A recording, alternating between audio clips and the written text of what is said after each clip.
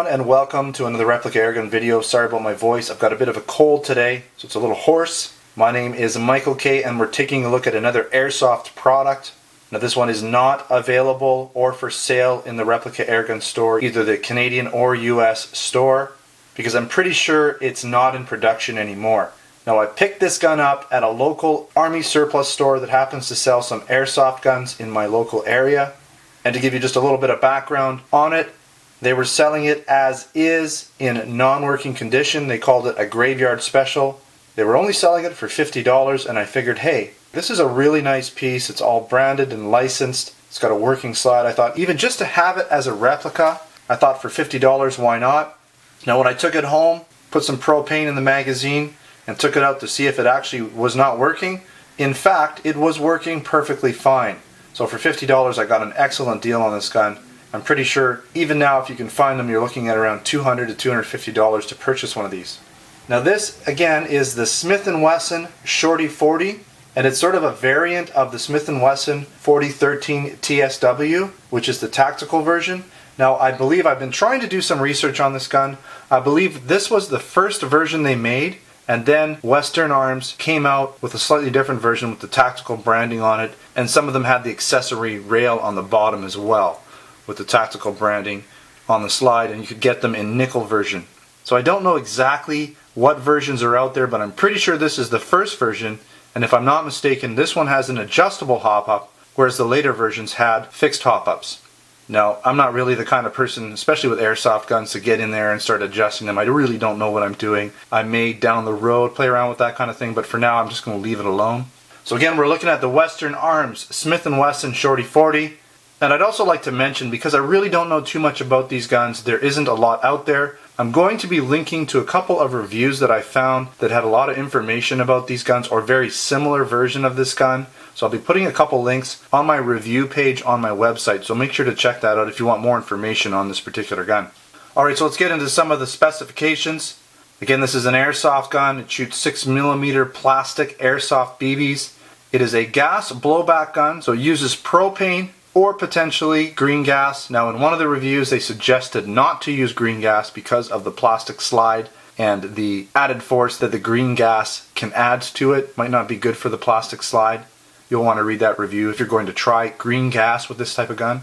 Now this gun is blowback. It does have a plastic slide and a plastic frame, but it does have lots of metal parts throughout, and where they're really important, it does have a good weight to it. I will be weighing it for you to show you that.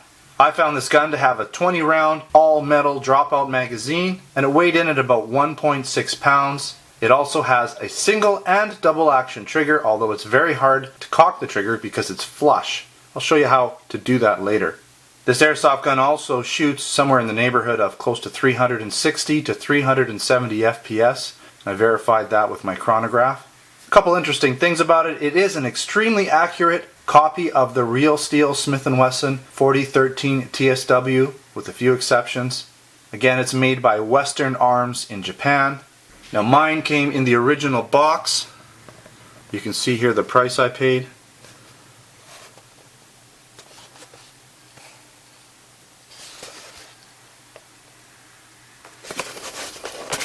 There was nothing in the box with the exception of the gun.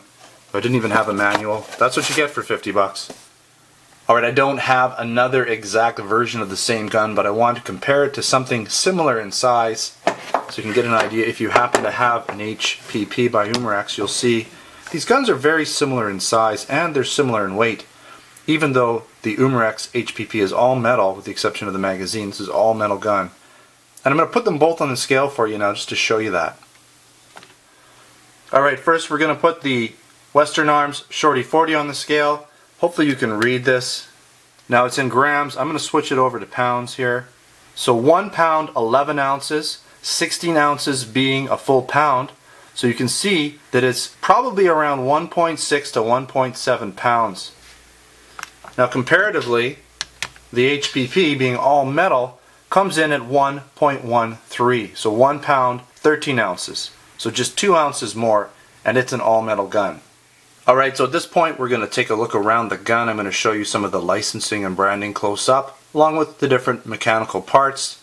Now this gun does have propane in it. So what I'm going to do is just fire it off a couple times, show you quickly how it operates, and then I'm going to take the magazine out just for safety reasons. Not that there's any BBs in it, but I don't like slides kicking back and high pressure propane flying around, so we'll just take a couple shots real quick here.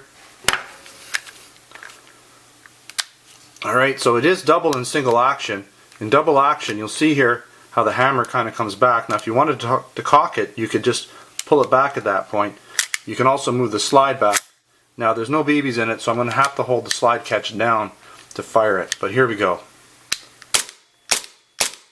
Now it'll lock back on the last BB, just like that. Alright, so we're going to take the magazine out here for safety reasons. We might as well take a quick look at the magazine. That's where your propane gas goes in. All metal magazine. It looks to almost be aluminum, at least the outside of it. Again, that's where your BBs go in. Now it's a double stack style magazine, and I was able to get around 20 BBs in it. Alright. Now again, we have a decocker. So this is the metal safety here. I might as well show you that. It's also a decocker, and it is ambidextrous. We'll focus a little bit more on the left side really quickly here. Smith & Wesson, Springfield, USA. You also have your other branding and licensing here. Now metal parts, the safety and decocker is metal, the slide catch is metal, the trigger is metal, the magazine release is metal, frame and slide are plastic, and grips are plastic. You've got Smith & Wesson branding on the grips as well.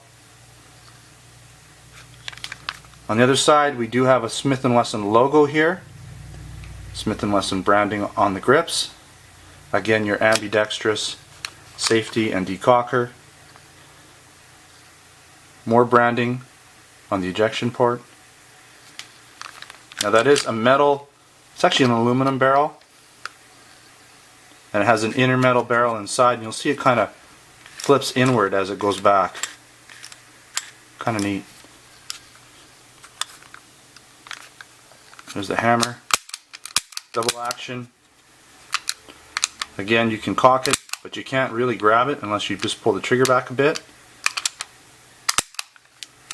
Alright. On the top here we have our sights. There's our front sight.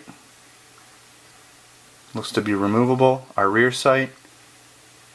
Now you have your optics there.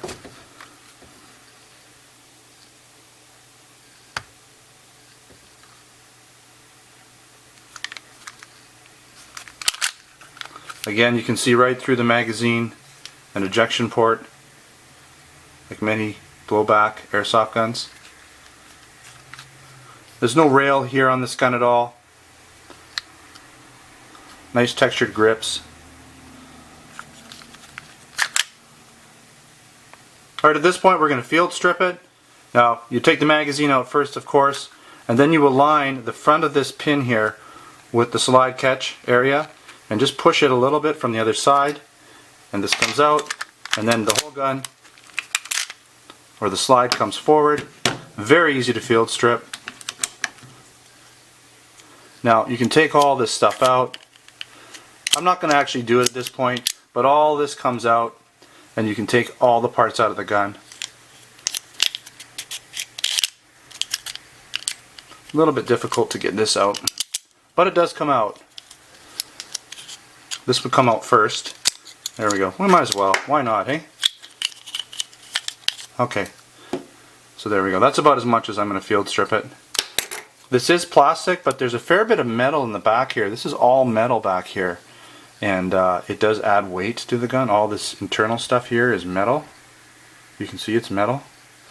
Adds a lot of weight to the slide.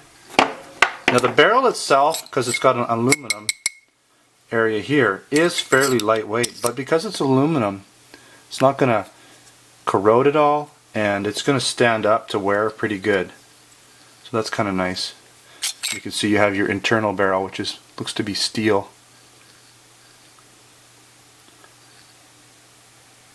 Alright. We'll put that back together.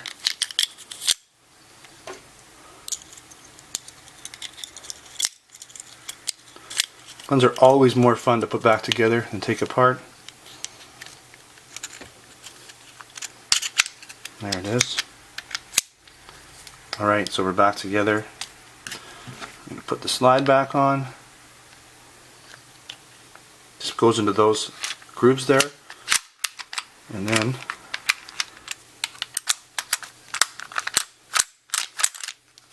there, we're back. Sorry, fumbled around, but we got her back in. I have not field stripped this gun much, as you can tell. And anyways, it's back together. Sorry about the monkeying around there, but we got her back together. Mission accomplished. Alright, so at this point, I'm going to show you the target and just give you a little bit of an idea of what kind of performance I got from this gun. Now, I did mention this in my preview video, but I'll mention it again. I am going to be doing a proper field test at some point. I might not do it right away because I got a few other guns I want to get to with some other tabletop reviews and field test reviews before I do the field test on this one. But I did want to share this tabletop review of this gun with you guys at this point in time. So let's take a look at the target that I shot. Now, this was from 20 feet out in a freestanding position. Gun did really well. You can see here, this is 1.5 inches across, and I got several rounds right on dead center. A couple came out, one down here, flyer, but most of them were in this 2.5 inch zone. Not bad for an airsoft gun, and a lot of them were dead center, or very well centered. So pretty darn good for a short barreled airsoft pistol from 20 feet out in an unrested position, just freestanding. Now, when I put it on the chrono, now by the way, I was using .20 gram BBs for all of my testing. When I put it on the chronograph, I got right between about 360 and 370 feet per second, which is pretty much what this gun is supposed to get. So it performed exactly like it should. Now, I didn't get a lot of shots out of one magazine. I did get 20 rounds out of each magazine, but that was about it. It seemed to be done after that. So each fill of propane produced about 20 rounds, or one full magazine. Now, it's pretty cold outside right now, so in the warmer weather it could probably do a little better. Alright, so let's talk about some of the pros and the cons. Now, for me, this gun was a bargain and a half. It was supposed to be non-functioning. I only paid $50 and it ended up working. So for me, that was a big plus. Now, for anyone else trying to purchase this gun or pick it up, you're probably going to have to buy one used, so who knows what the price is going to be and who knows what the condition's going to be. Now, this Western Arms Shorty 40 is a very realistic and accurate copy of the real Smith & Wesson in the same style of gun. The Shorty 40 seemed to be very accurate for me, and from what I understand, it has a fairly tight barrel, and that probably attributes to the accuracy for this gun. It also got pretty decent feet per second ratings, considering the short barrel and the fact that it's a gas blowback airsoft pistol. Now, even though the frame and the slide are both polymer, it has good overall weight to it. Now, the plus to the polymer frame and slide is that you can see that the gun still looks to be in amazing shape. There really are no wear marks, there's no paint coming off anywhere, and that's because it has the polymer frame and slide. They tend to stand up pretty well over time, at least for as far as showing wear and tear. I like the fact that everything works exactly like the real gun. All the parts work, the decocker, the ambidextrous safety, magazine release, double and single action trigger, everything works the same, even field strips, just like the real steel. I also like the fact that this gun has a decocker. Because of the way the trigger is flush, it helps with decocking this gun. And this gun also has an adjustable sight. I may not have mentioned that, but it's adjustable for windage in the back. Now, some of the cons, there weren't too many. Really can't give this gun a hard time since I only paid $50 for it. But it is hard to get, and I don't believe it's in production anymore, so picking one of these up is going to be difficult. That's a big con. Again, it is mostly plastic in the frame and slide. That said, there's a lot of metal parts throughout, so I'm not really worried about it too much. Now, in my testing in this cold weather, it seemed to go through the gas pretty fast.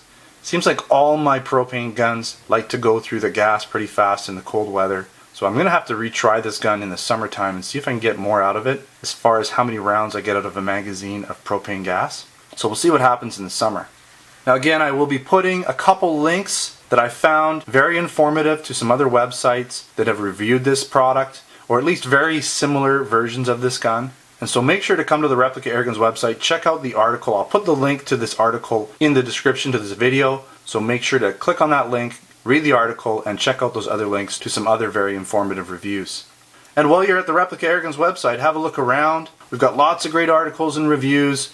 Of course, I've got all my YouTube videos throughout my website that you can check out, so you can check them out there as well. We've got a replica airgun store, both the Canadian and US replica airgun store. So if you're in the US, make sure you're browsing through the US replica airgun store. And if you're in Canada, make sure you're browsing through the Canadian replica airgun store. If you're shopping in the wrong one, when it's time to check out, it'll tell you that we don't ship to your location. So it's important that you browse in the right store. Now if you're from outside North America, then I'm sorry, we don't currently ship to you at this time. Now we also have our Facebook and Twitter channels. The username is Replica Airguns. So make sure to check us out there if you use Facebook and Twitter. Now, I hope you've been enjoying some of these airsoft gun reviews. I know some of you aren't into airsoft guns. I will of course be continuing to do more airgun reviews and other product reviews as we go along. So don't worry, I haven't forgot about you. Alright, so thanks for watching another Replica Airguns video, and until next time, take care.